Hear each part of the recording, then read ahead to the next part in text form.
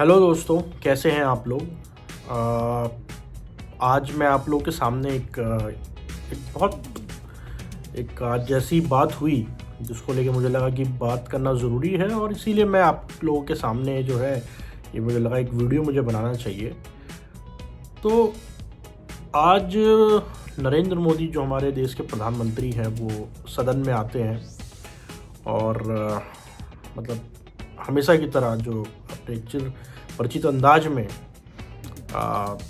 भाषण देते हैं, और हमेशा की तरह वही कांग्रेस, नेहरू और जम के चौके छक्के लगाते हैं। ठीक है, लेकिन आज कुछ बात थोड़ी डिफरेंट थी। पहले की तुलना में, पहले भी जब वो कांग्रेस को तो गाली देते रहे हैं, अपोजिशन को किसी को बख्शा नहीं है उन्होंने, लेकिन आज कुछ ऐसी चीज़ें थी जो उन्होंने बोला तो मुझे लगा कि ये इस पे बात मेरे ख्याल से सोचना चाहिए हमें। तो उन्होंने बोला क्या? प्रधानमंत्री सदन में आते हैं और बिल्कुल अपने लोकसभा में इलेक्शन जो होने जा रहे हैं 2024 में अप्रैल मई महीने में, तो वो उसको लेके पूरी तरह से आश्वस्त दिखते हैं कि वो उनकी सरकार आ रही है, और बिल्कुल वो ठोक बजा के कहते हैं कि हमारी जो तीसरा टर्म रहेगा उसमें और भी कड़े फैसले लिए जाएंगे। वो बार बार 400 सीटों की बातें कर रहे हैं कि हमें 400 जो है संख्या चाहिए एनडीए को, और 300 तो बीजेपी को चाहिए। एनडीए को मिला के 400 की वो बात कर रहे हैं एनडीए के लिए।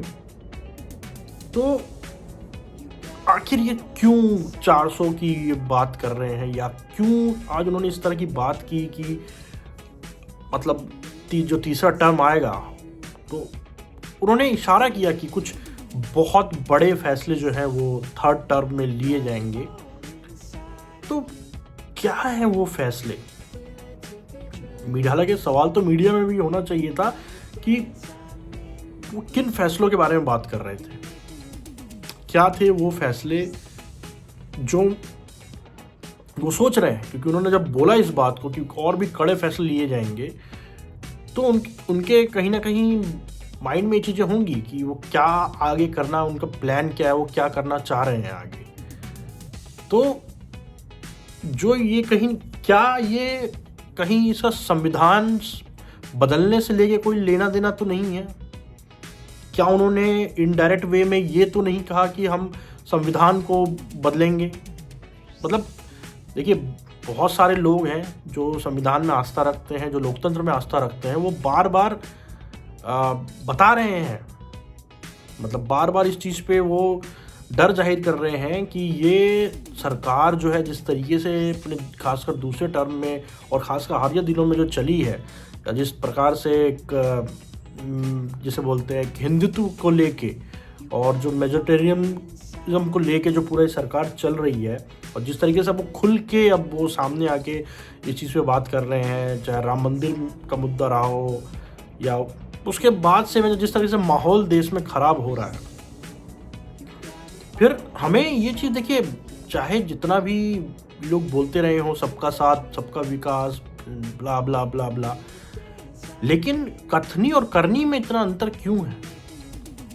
कथनी है कि सबका साथ सबका विकास, करनी में ये नहीं है। अगर ये होता तो प्रधानमंत्री जिस तरीके से पब्लिक ऑफिस को में बियरर है, जिस तरीके से पब्लिक ऑफिस में रहते हुए भी, प्रधानमंत्री होते हुए किस प्रकार से वो अपना एक विशेष धर्म के लिए वो इस तरह की बात नहीं करते। आपने देखा जिस तरीके से वो गए वहाँ, उन्होंने बातें की, और फिर उनके बाद उनके जो समर्थक थे उन्होंने जो सड़कों पे आके जो किया, और माइनॉरिटी को लेके, खासकर मुस्लिमों को लेके जो माहौल बनाया गया, ये चीज़ें सोचने में मजबूर करती हैं कि ये जो सरकार ने बोला है, जो आप जुमला ही कह सकते हैं अब तो, सबका साथ सबका विकास, तो सबका साथ कहाँ है? विकास, सबका विकास तो अब बहुत दूर की बात है, सबका साथ कहाँ है? तो कहीं ना हमें ये सोचना पड़ेगा कि क्या ये पर्दे के आगे कुछ और बोला जा रहा है, भोली भाली जनता को बेवकूफ़ बनाया जा रहा है, और पर्दे के पीछे एक और चेहरा है, जो चेहरा अब दिख रहा है, स्पष्ट रूप से अब दिख रहा है। जिस प्रकार से अपोजिशन पार्टीज़ के ऊपर ईडी की रेड हो रही है, मुख्यमंत्री तब को छोड़ा नहीं जा रहा है। हमने देखा कैसे बिहार में सत्ता पलटी, झारखंड में कोशिश की गई, अरविंद केजरीवाल दिल्ली के मुख्यमंत्री, उनको बार बार परेशान किया जा रहा है ईडी द्वारा। ये केवल मतलब चलिए आप भ्रष्टाचार की बात करते हैं कि जो भ्रष्टाचार में लिप्त हैं हम उनके खिलाफ कार्रवाई कर रहे हैं, तो क्या भ्रष्टाचारी केवल अपोजिशन में है? क्या सरकार में कोई भ्रष्ट नहीं है? मुझे आप बताएं कौन से ऐसे नेता हैं या जो इस तरह में है, जो बीजेपी में है या सरकार में है, या उनके ऊपर कुछ इस तरह की कार्रवाई हो रही हो। तो ये सारी चीज़ें देखिए, ये सारी चीज़ें जब आप लिंक आप जब जोड़ते हैं, आप जब चीज़ों को देखते हैं, आप जब खुले दिमाग से, तो आपको समझ में आएगा कि क्या हो रहा है। ये पूरी तरीके से 2024 में किसी भी हाल में जीतना चाहते हैं, और ना सिर्फ जीतना चाहते हैं, जो सबसे खतरनाक बात और डर की बात ये लग रही है कि 400 सीटों की दावेदारी की जा रही है। एक मैसेज दिया जा रहा है कि इस बार हमें 400 सीट चाहिए। आपको 400 सीट क्यों चाहिए?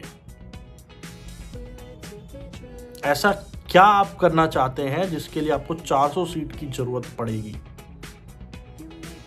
क्यों आप देखिए, इनकी मेजॉरिटी है, लोकसभा हो कि राज्यसभा हो, बिल ये कोई भी अपोजिशन चिल्लाता रह जाए, ये बिल अपनी मर्जी का पास करा ले रहे हैं, कहीं कोई समस्या नहीं है। कई बिल ऐसे पास हो जाते हैं जहां अपोजिशन पार्टी सारी बाहर में बैठी होती हैं, वो विरोध प्रदर्शनों में, और ये बिल पास हो जाता है।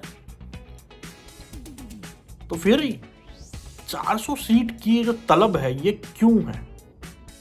क्या करना चाहते हैं? जब वो 400 सीटें इन्हें मिल जाएंगी तो उसके बाद ये ऐसा क्या करना चाहते हैं उन 400 सीटों को लेने के बाद? ये सोचने का विषय है। दूसरा, प्रधानमंत्री ने बोला संसद में कि जो तीसरी जो टर्म आएगा उसमें हम भारत के 1000 साल की जो दिशा है उसको तय कर। 1000 साल मतलब ये चीज सोचना भी, मतलब यार आप ये देखें, अभी आपको कल का नहीं पता कि क्या है नहीं है, इकोनॉमी की हालत खराब है। इकोनॉमी कुछ चंद पूंजीपति जो के हाथ में आपने पूरी देश की इकोनॉमी को दे दिया है। हर सेक्टर वाइज सेक्टर आप देखिए, जहाँ पे कई सारी कंपनियां हुआ करती थी, एक कंपटीशन हुआ करता था, फेयर कंपटीशन हुआ करता था, वो धीरे धीरे ऐसा ऐसा खत्म होता जा रहा है। कुछ चंद नाम है, 2-3 नाम है जो हर सेक्टर में जिनका एक मोनोपोली होती जा रही है। एग्जाम्पल देते हैं,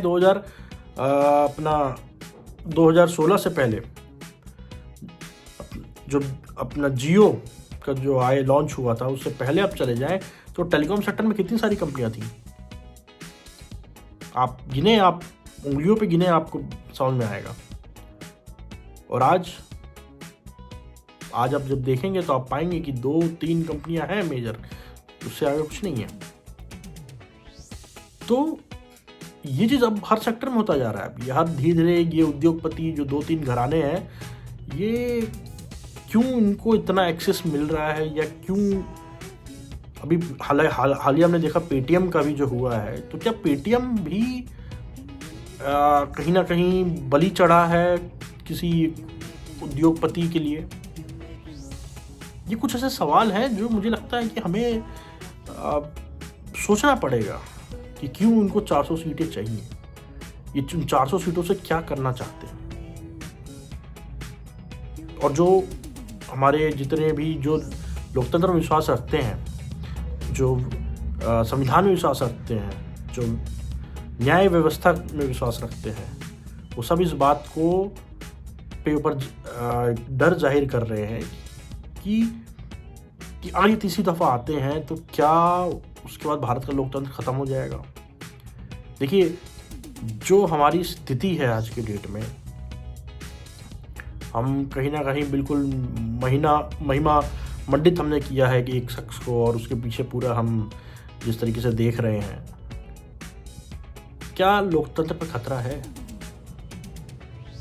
जिस तरीके से सरकारें गिराई जा रही हैं राज्यों में अपोजिशन पार्टीज की, मतलब कुछ भी चल रहा है, कुछ भी। मतलब हमने देखा चंडीगढ़ में क्या हुआ मेयर इलेक्शन में। तो क्या ये नए भारत में आने वाले समय का एक ट्रेलर है, या ये तीसरे टर्म में आते हैं उसके बाद ये किस तरह के फैसले लेंगे? उत्तराखंड में हमने देखा कि सीए जो है उसको पास किया गया है। आप लिव इन में रहेंगे नहीं रहेंगे, कैसे रहेंगे, ये अब आपको सर ये स्टेट आपको बताएगा। कई सवाल हैं जिनको देखना ज़रूरी है, जिनको समझना ज़रूरी है। और सबसे बड़ा सवाल जो आज जो उन्होंने आके बोला है, देखिए प्रधानमंत्री पहले कुछ बोलते रहे हों, उनके सहयोगी कुछ बोलते रहे हों, बीजेपी कुछ बोलती रही हो, आरएसएस कुछ बोलता रहा हो, हिंदूवादी संगठन कुछ बोलते रहे हों, लेकिन अब आप अगर ध्यान से समझेंगे तो जो प्रधानमंत्री की जो भाषा है और जो कट्टर हिंदूवादी संगठनों की जो भाषा है, तो आपको बहुत ज़्यादा अंतर दिखाई नहीं देगा। मुझे लगता है ये चिंता का विषय है, और ख़ासकर उनका आज का जो भाषण है वो बहुत बड़े खतरे को एक तरीके से कहीं ना कहीं उन्होंने मतलब जिसे बोलते हैं डायरेक्ट वे में आगाह किया है। अब हमें समझने की ज़रूरत है कि हमें क्या चाहिए, डिक्टेटरशिप या लोकतंत्र। धन्यवाद।